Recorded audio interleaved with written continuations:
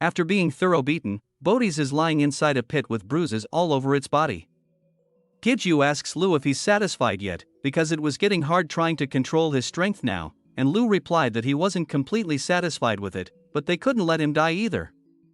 He was sure there'll be another chance next time anyways, to which Bodhi's couldn't help but shiver at these words, while Brunhard agreed that there will be plenty of chances. Giju calmly asked Bodhi's if he's feeling like spilling everything now.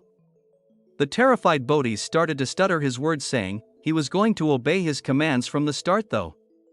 Then Giju suddenly squatted down in front of him, which caused Bodhi's to move back in fear. But Giju just said that he'll get straight to the point then, asking what's Andras' goal, and what were they trying to do by opening the gate. Bodhi steadied himself and replied, "My king, it seems you think this is all Andras doing, but all he did was suggest a proposal to the demons." This came as a surprise to Giju, and he asked what the proposal was about. To which Bodhi's replied that it was to steal the bodies of the players and invade Earth. This revelation shocked him, and he thought was that why Sequel was still unconscious. But Lu interrupted his thoughts, and told him that this was complete nonsense. A lot of time has passed for sure. But there's no way Andras would be able to do such a thing, but Bodhi's nervously countered that what he said wasn't just empty talk, with just Andras alone, that'd be impossible, but wasn't creating large quantities of gates also pretty ridiculous.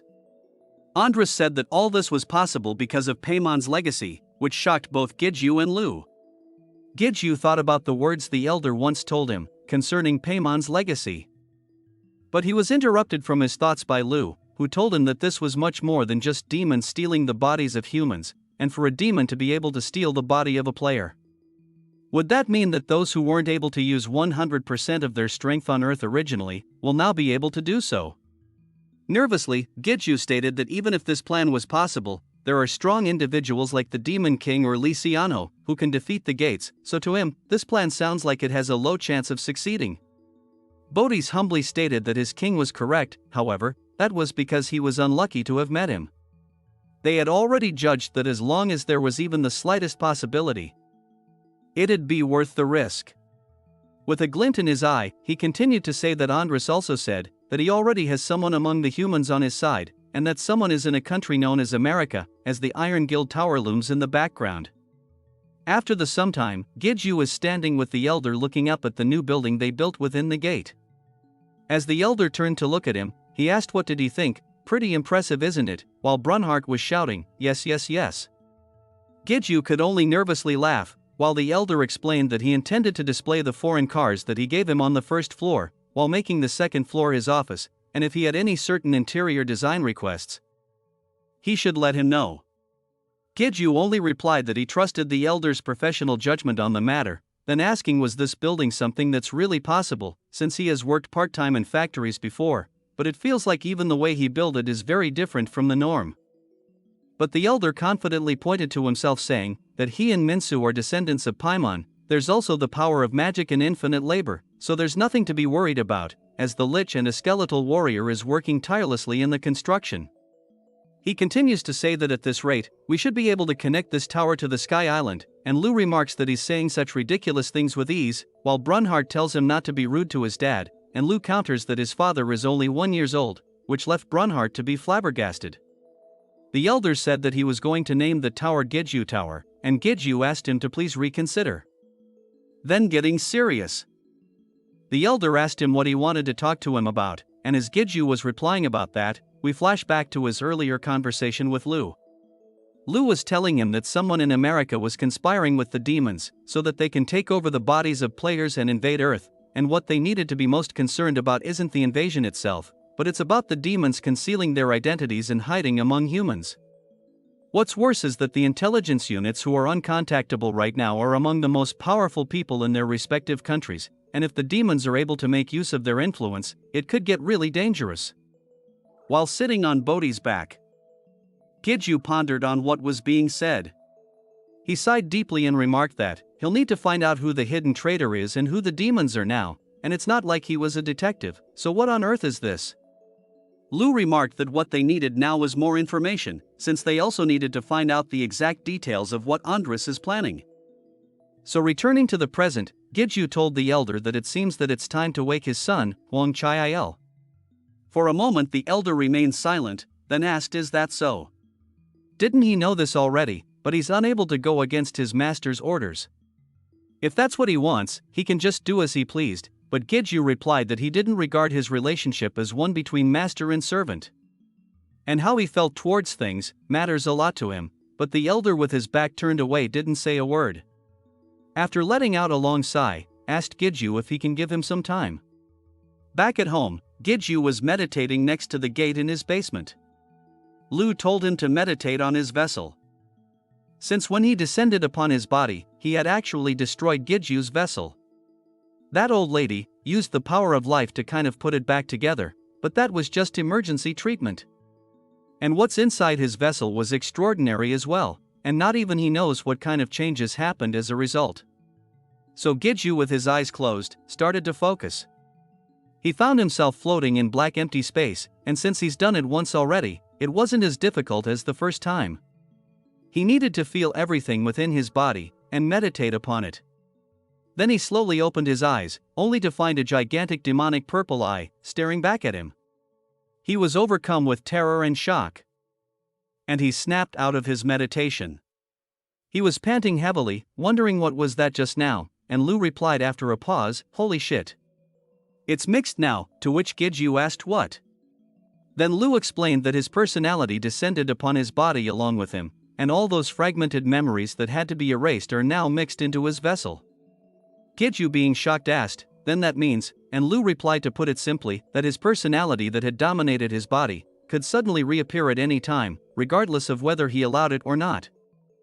Giju nervously asked, "So that demonic personality could awaken again? That savage personality that ate Bodhis alive like a barbarian, while covering his mouth, starting to feel sick to his stomach?" But Lu retorted that there's no need to put it like that, is there? "Damn it, how the hell is this happening?" While Giju was feeling queasy, Lu continued to say that it seems like looking for that old lady is their top priority.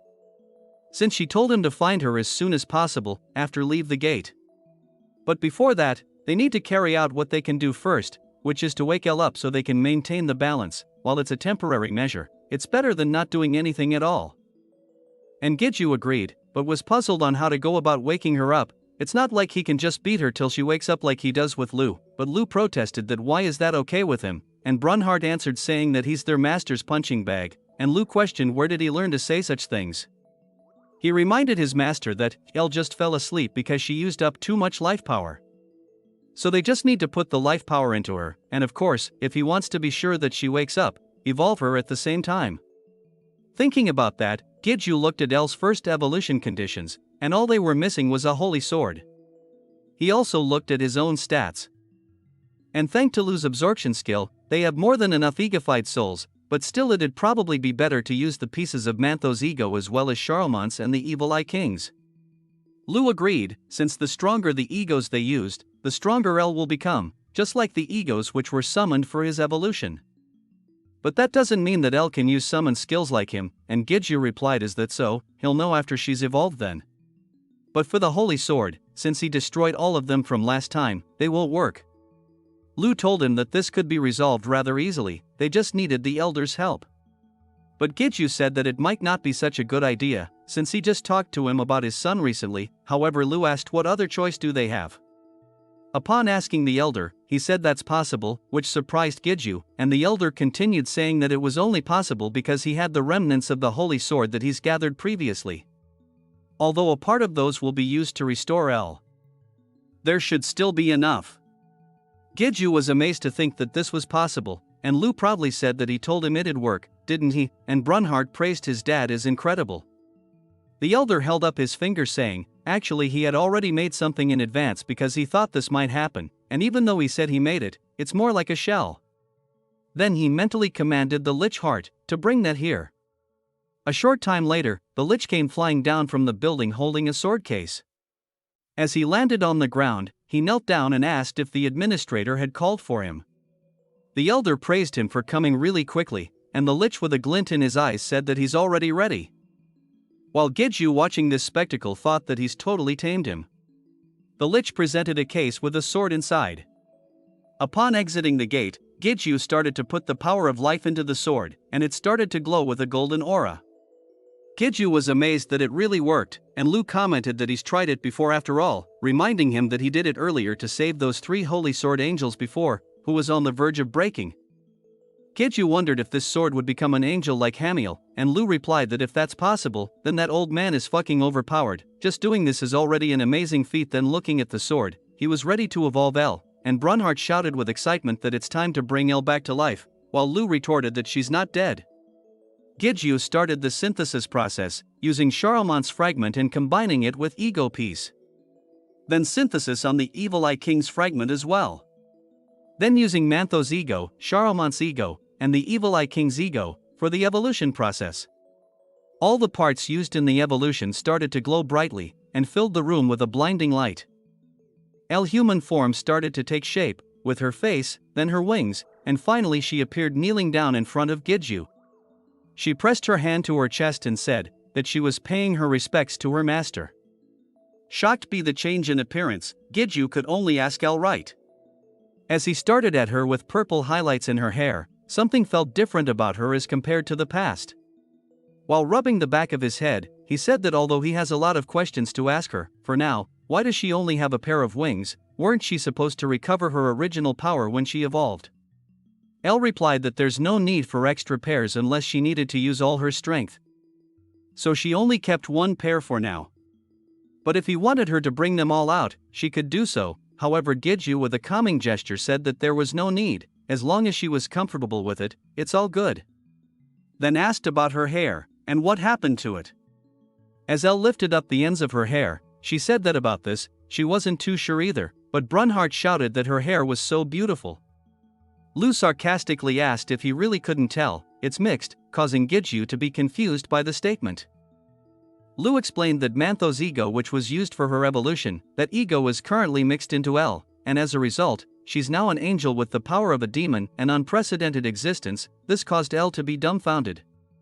Giju, looking at this situation, could only nervously ask what? While Lu laughed maniacally, saying, although he did say this before, this is a totally crazy situation. Then thinking of something, suggested to his master to spare with her right this moment. Saying if his guess is right, something pretty interesting should happen. But Giju nervously questions his request, and asks if he's not up to anything funny. But Lu just feigns ignorance and asks, has he ever asked him to do anything that's not for his benefit? This leaves both Giju and El unable to reply, while an angry Lu tells them to answer him. Since this isn't just to check what El is capable of, it's also for him as well. Puzzled, Giju asks how this would benefit him, and Lu tells him if he has forgotten about his powers, Link, the power that's able to bring out a part of a linked ego's ability. And questions who did he most recently link with, and Giju with a shocked expression recalls that he recently linked with Bodhis. Lu confirms this, and tells him that a special power equivalent to one of the 72 demons, Bodhis, might be at his disposal now. At the mention of his name, Bodhis wonders why his feelers are feeling a bit itchy. Could someone be talking about him behind his back? Meanwhile, El plucks a feather from her wings. Then infusing the power of life into it, converts it into a replica of her sword form. Then proudly offers the sword to her master, telling him that with this, he should be able to perform in the duel as per usual. Upon looking at the offered sword, Giju marvels at the sword being a real copy of El, while Brunhart shouts that El is much stronger now. Then Giju asks if she can make swords like this, then couldn't they produce them in infinite amounts? But in a humble manner, El tells her master that she is unable to do so, since this sword is like her manifestation. She can only make one sword, that can stably contain all of her power. There may be some time constraints, but she is sure that it can perform the same as when she turned herself into a sword, and it'll be better than in the past due to the evolution. Still nervous, Giju could only wonder if this was all possible. However, Lu in his excitement tells him that this makes the total amount of power almost doubled, saying it's unbelievable, but all this was only possible because of his link ability. Meanwhile, El walks onto training ground to get into position, then tells her master to get ready. As she starts to transform into her battle mode by obtaining more pairs of wings, as she releases her full strength with 6 pairs of wings behind her. With a joyful expression, she brandishes her sword before her in preparation.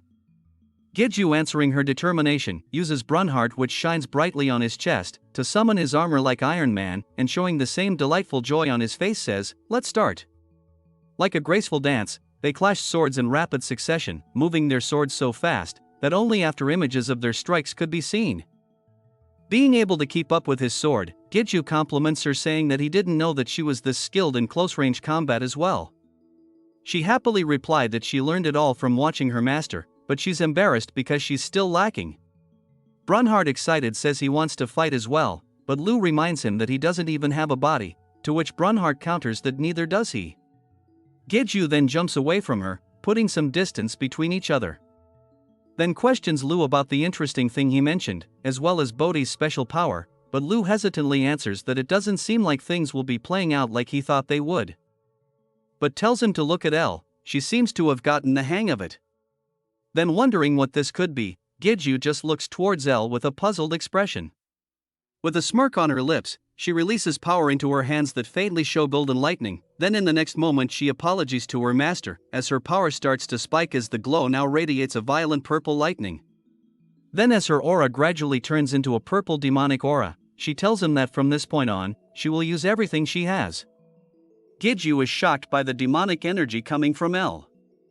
Looking at this, Brunhart shouts that Elle somehow feels similar to Lu, wondering if Elle is also going to have the same bad personality as well. While Lu asks what did he just say. Giju remembers hearing that his demonic power was mixed in, but for Elle, who is an angel, to be able to use demonic energy. But Lu questions why is he so surprised, since that wasn't the interesting thing he mentioned, to which Giju could only dumbfoundedly ask what. Without answering, Elle started to gather the power of death near her sword. Seeing this completely shocked him to the core. As Elle poised to unleash the power of death on her master, Giju could only laugh nervously at the situation he found himself. Unable to fully comprehend what he was seeing, he hysterically asks if using death on her master wasn't being too harsh on him, while Brunhart just shouts that she was infected by Lu. But with a knowing smile, Elle tells him that it's because it's her master, that he will be fine even if she were to give it her all. Then charges towards him at top speed, determined to land her strike. Giju continues to laugh nervously, as he tells her that he appreciates that she believes in him so much, then starts to gather death on his sword as well, charging forward to meet her strike. But suddenly he finds himself feeling strange, as he can now predict Elle's movements. And as Elle advances with her strikes, getting ever so closer, he was able to easily block her advance by placing his sword at the right location. With a simple flick of his wrist, was able to easily disarm her, to her shock. She was bewildered, wondering what just happened. As her sword flew into the air, and hit the wall, shattering out of existence. Impressed by this action, she gets down on her knees, praising her master, and tells him that she knew he would block it, but didn't expect him to perfectly deflect it, while Brunhart cheers for his master, saying he is the best.